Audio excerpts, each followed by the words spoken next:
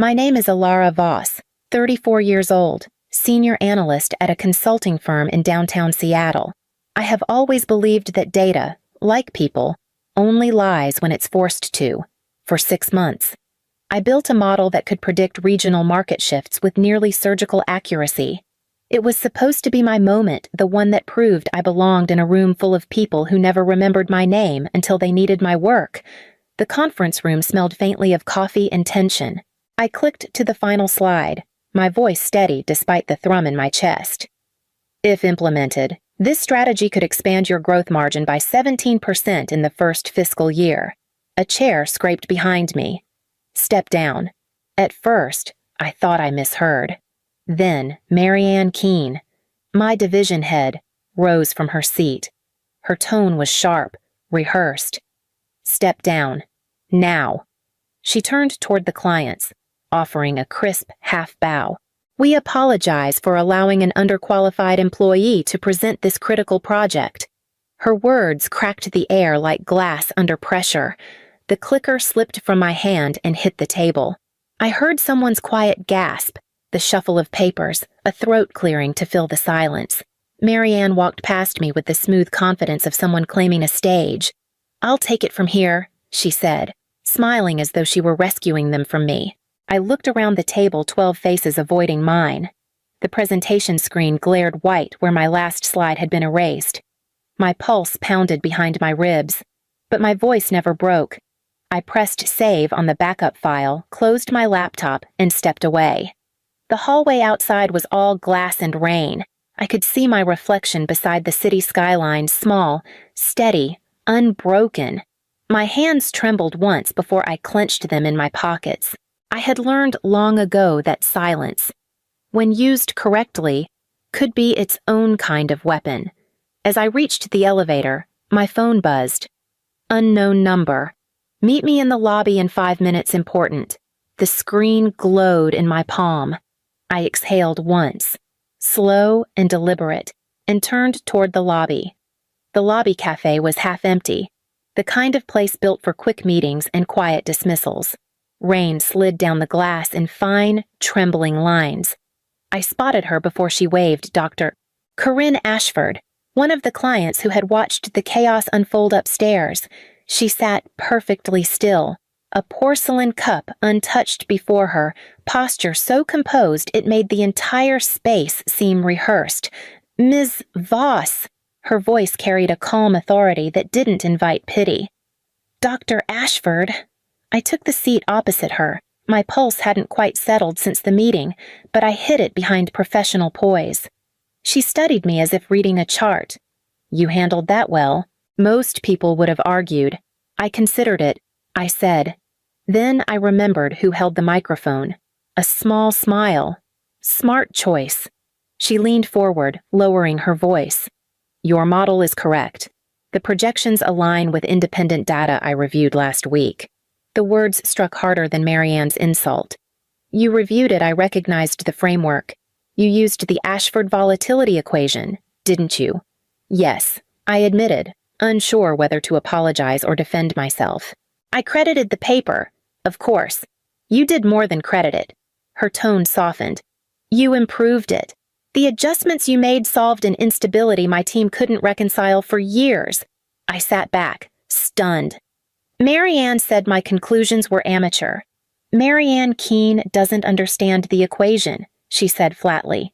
She dismissed what she couldn't control. Her eyes held mine, sharp and unyielding. "Listen carefully. Don't confront her. Not yet." I hesitated. "Then what? Watch. Then document." People like her always repeat themselves. When they do, evidence will matter more than anger. Her phone buzzed. She silenced it without looking away. "You have potential, Ms. Voss. Protect it." When she rose to leave, I noticed the faint smile that followed her words, one part encouragement, one part warning. I stayed at the table long after she left, the rain still tracing lines down the window, as if marking where the truth had started to show. That night, I didn't turn on the lights. The glow from my monitor was enough. Outside, the city blurred through the rain, but my focus stayed on the screen on the project files that had built my career and quietly stolen it at the same time. I opened the archive folder, scrolling through the timestamps.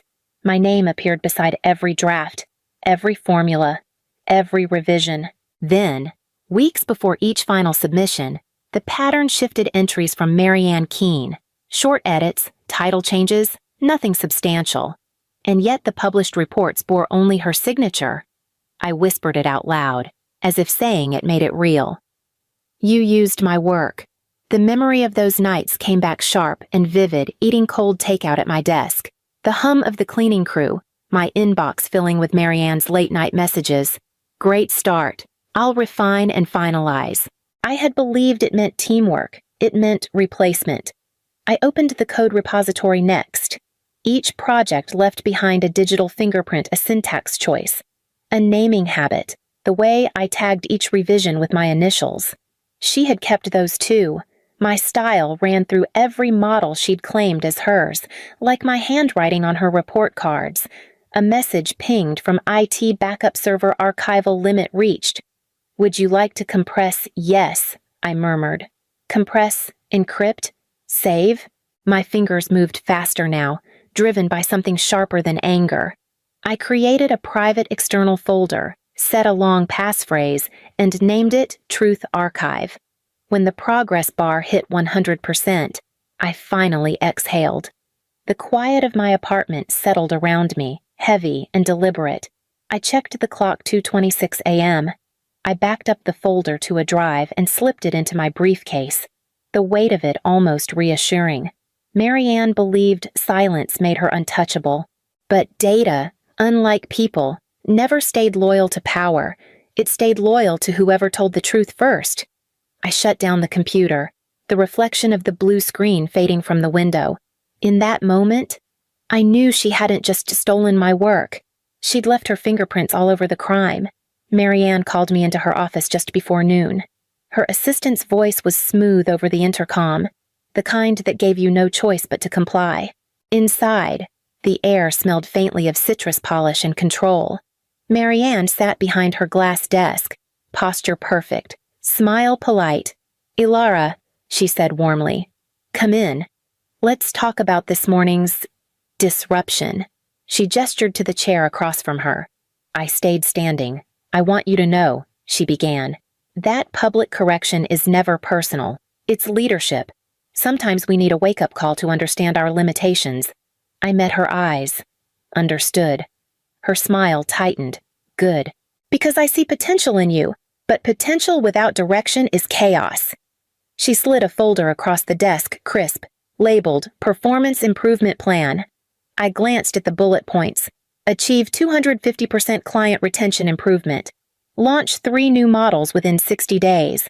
Lead training for regional teams. I almost laughed. She watched me read. "Ambitious. I know," she said lightly. "But I think it will help you refocus. And if I fail? Then perhaps this isn't the right environment for you." She leaned back, folding her hands. "Consider it. A professional crossroads." The room went still except for the rain against the windows. I closed the folder slowly, letting the silence stretch. "Marianne," I said softly. Just to clarify what was Section 4 in the Thompson report about her expression froze. Just for a second. "Section 4, she repeated. "Remind me what you mean." "The methodology section," I replied. "The part you presented at the Kelvin conference last year." A faint tremor crossed her smile. That was statistical validation. I believe." "Validation," I echoed, nodding. "Right." I placed the folder neatly back on her desk. "I'll review this plan." "Good." As I turned to leave, her voice followed me smooth again, but thinner now. "Ilara, don't make this harder than it needs to be." I didn't answer. The war between us had already started, and the quiet was my first weapon. The next afternoon, I met Dr. Corinne Ashford at a small cafe tucked behind Pike Place Market. The hum of tourists faded outside. Inside, the air carried quiet conversation and the scent of espresso. She was already seated, her coat draped neatly over the back of the chair, a tablet open in front of her. "Thank you for coming," she said. "I know it's risky meeting like this. I've already been humiliated in front of 12 executives," I replied. "I'm past worrying about risk." Her smile was faint but approving. "Good. That will help." She turned the tablet toward me. On the screen were data graphs, my graphs renamed under different file paths. Marianne Keene presented these same projections at a closed session 6 months ago. Recognize them. My throat tightened. Yes, I built that model from the ground up. Corinne nodded. That's what I thought. She's been using your architecture for longer than you realize. I leaned closer. You said you recognized my framework. Why? Because it's based on my own. She paused. I'm the Ashford from the Ashford-Kern model, the one your manager called theoretical fluff. I blinked, the realization sinking in. Your yes. Her tone was dry. Apparently. I've become a footnote in my own work. For a moment, neither of us spoke. Then she slid a small drive across the table. Inside are public records of her presentations, dates, transcripts. You'll need to align them with your version logs and internal timestamps. That will prove authorship. I hesitated. If I move too soon, she'll bury the evidence. Corinne shook her head. Expose her only when she feels untouchable. People like Marianne tighten their own noose when they believe no one's watching. I took the drive, its weight small but immense in my hand. Corinne's gaze softened. Be patient, Ilara. Truth takes longer to rise than lies, but when it does, it stays. Outside, rain blurred the glass again. For the first time in days, I wasn't thinking about what I'd lost. I was thinking about how carefully I would build what came next. The meeting request arrived at dawn 9 a.m. Conference room, B, HR and legal in attendance. No subject line, no explanation. Just the kind of summons people didn't come back from. By 8:55, I was seated at the long table, my laptop in front of me, palms cold despite the coffee I hadn't finished. Lynn, from legal, offered a professional smile that didn't reach her eyes. Beside her, Sharon from HR clasped a notebook like a shield. "Thank you for coming. Ms. Voss," Lynn began. "We'll keep this brief." I nodded, forcing my voice steady. "Should I have brought a witness?" "Not necessary," Sharon said quickly. "This isn't disciplinary. We just need to clarify a few things regarding your recent presentation." "Clarify?" I repeated. The word felt like thin ice. Lynn leaned forward. "Dr. Ashford's team raised concerns about conflicting data between your version and the one submitted by Ms. Keene. We'd like to review your original files." My fingers hovered over the keyboard. "Of course." I logged in, the familiar directories flickering to life. "What exactly are you looking for?" "Version histories, edit trails." I opened the archive folder. Line after line appeared timestamps. Author tags, revision notes. Every one of them carried my initials. Lynn's eyes narrowed. "No entries from Miss Keene, none," I said. "She never accessed my workspace." Sharon leaned closer. "So the final version she presented, how was it submitted directly from my terminal?" I said quietly. She used my credentials the night before the submission deadline, before they could respond. The door opened. Dr. Corinne Ashford stepped in, followed by Mr. Benton, our CEO. The temperature in the room dropped. "Please continue," Corinne said, taking a seat. Her tone was calm, deliberate. Lynn cleared her throat. "We've confirmed authorship discrepancies. The data supports Ms. Voss's account." Mr. Benton looked from me to Corinne. "I assume this ties into our client engagement." Corinne met his gaze. "It does, and it's about to tie into much more."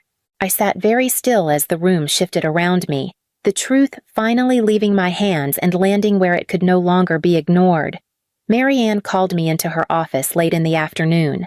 The sky beyond the windows had turned a flat, silver gray, the kind that blurred every reflection. She stood when I entered, the warmth in her smile stretched too tight to be genuine. Alara, she said softly, close the door. I did. The click behind me felt final. I've been thinking about everything that's happened, she began, gesturing toward the seat across from her. You've been under a lot of stress. So have I. Let's start fresh. Her voice was sugar over glass. She slid a folder across the desk again. This is an updated offer. You'd report directly to me as lead strategist. 40% salary increase, performance bonus, and full control over the project with Veltra. I kept my hands in my lap. What's the condition? Her eyes flicked up. Steady. A standard confidentiality clause. No references to internal disputes, authorship, or misunderstandings. It protects everyone. Everyone, I echoed. She leaned forward. You deserve recognition. I want you to have it. But we both know dragging this out will only hurt your career. I studied her carefully. Her nails tapped against the desk in even rhythm, her posture practiced. She'd already decided how this conversation should end. When you accused me of being unprepared, I said quietly, did you know you were wrong? Her jaw tightened. That's irrelevant now. We're fixing it. I see. I stood, placing the folder back in front of her. I'll think about it. Her expression softened into something that almost looked like relief. Good. Let's move forward. Alara, you and I work better when we're on the same side. I left her office and stepped into the corridor, the sound of rain faint against the glass. My phone vibrated in my pocket. I called Corinne. She answered on the first ring. She offered me a promotion. I said, and silence. Corinne's voice was calm. If you sign, the story ends. I looked through the window at the city below. Then I suppose I won't sign. The summons came before sunrise emergency board session. Attendance mandatory. By 9 a.m. The executive boardroom felt colder than the rain outside. Every seat was filled. Veltra Industries delegation on one side, our senior team on the other. Marianne sat near the head of the table, calm and composed, as if she had already rehearsed her victory. Mr. Benton, the CEO, began with corporate gravity. We're here to address concerns raised by Veltra's lead consultant, Dr. Corinne Ashford. Corinne rose slowly, her presence enough to command silence. Thank you, Mr. Benton.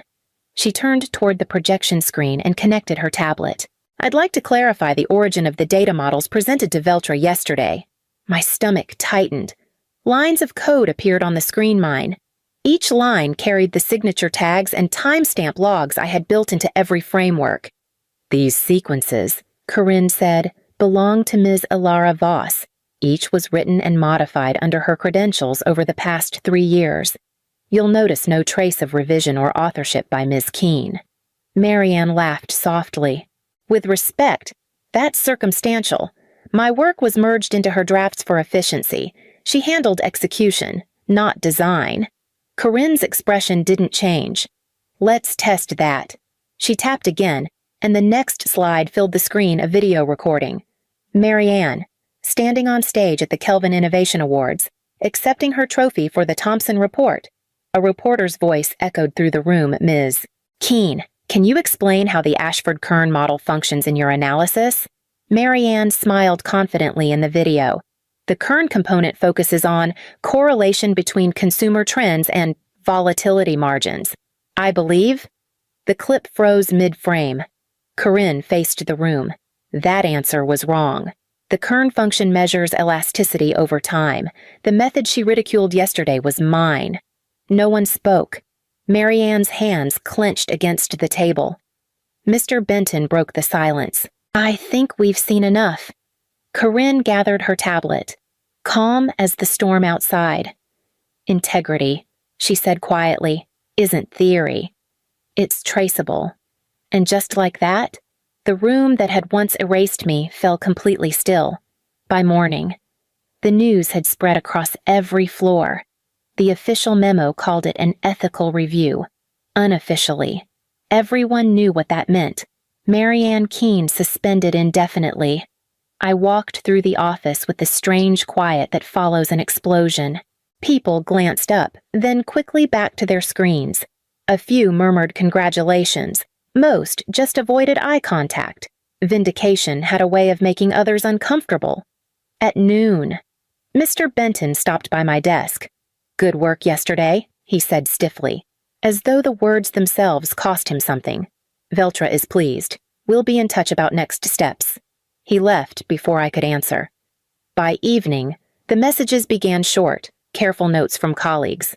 "Proud of you, but be cautious. Things move fast here. Stay quiet for now." I deleted them all. The apartment felt heavier than usual that night. I set my phone on the table, trying not to look at it. Then it rang. Unknown number. I almost let it go to voicemail, but something in my chest said otherwise. "Ilara Voss," I answered. A pause. Then a low voice. Hoarse but controlled. "You think this is over?" It was Marianne. I said nothing. "You have no idea how many people I've spoken to today." She went on. "You think one client's sympathy can protect you? The board wants this buried. They always do." Her tone wavered between rage and desperation. "You embarrassed them. They'll fix it. And when they do, they'll fix you too." I tapped the side of my phone, starting the recorder. "You should get some rest." "Marianne, rest," she repeated with a bitter laugh. "You just made enemies you can't even see." The line clicked dead.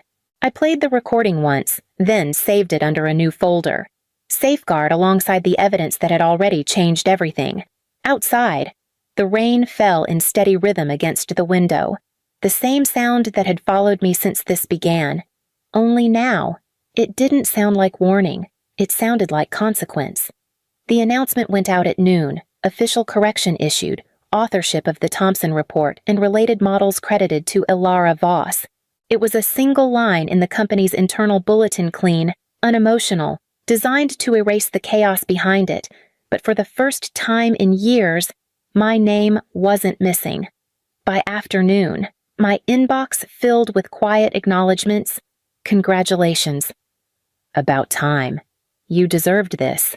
The same people who had avoided eye contact last week now remembered how to say my name. I answered none of them. The next morning, Corinne asked to meet. We sat by the same window at the cafe where all this began. The city outside was blurred with rain again, as if the weather itself refused to move on. "You look lighter," she said. "I feel different," I admitted, not finished, just quieter. She studied me for a moment, then nodded. "That's what truth does. It settles, even when justice doesn't." I hesitated. "Do you think I destroyed her?" Corinne's eyes softened. "You didn't destroy her. You simply stopped protecting her." The words landed gently but stayed heavy. I thought of Marianne, of her immaculate office, now empty, of the silence she'd left behind. Corinne stood to leave. "Veltra is moving forward with your methodology. Expect a call from their director next week." "Thank you," I said, meaning it more than she knew. After she left, I walked back toward the building where it had all started. The lobby was nearly empty, the polished floor reflecting gray light and passing umbrellas. I stopped by the same glass wall where I'd stood that morning weeks ago when my career had cracked open in front of 12 silent faces. Rain slid down the glass, tracing the same thin lines as before. I touched the pane once. "Steady. Next time they tell me to step down," I whispered. "I'll decide when." For the first time, the sound of the rain didn't echo against me. It moved with me, soft and unafraid.